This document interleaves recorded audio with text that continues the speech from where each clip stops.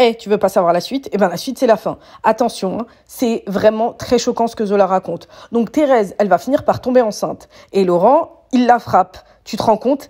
Et en fait, le truc hyper grave, c'est que Thérèse, elle devient mauvaise au point de souhaiter que Laurent, il finisse par tuer le bébé. Donc finalement, elle va accoucher. Et son bébé, à cause des coups, c'est un enfant mort-né.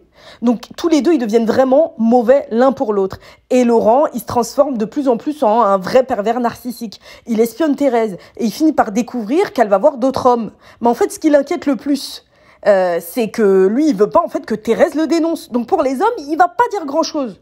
Finalement, tous les deux, ils vont réfléchir et chacun dans leur coin, ils se disent que pour sortir de tout ça, il faut que l'autre meure. Donc un soir, ils vont décider de tuer le conjoint. Thérèse, elle prend un couteau et Laurent, il verse du poison dans le verre de Thérèse. Et là, Thérèse, elle le crame. Et Laurent, il voit aussi le couteau caché dans les vêtements de Thérèse. Donc là, il y a une scène très captivante à lire.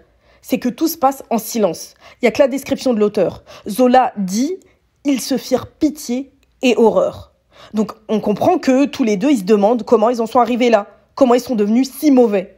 Et là, la seule solution qu'ils voient, c'est de se donner la mort. Donc Thérèse, elle boit la moitié du verre et elle tend l'autre moitié à Laurent.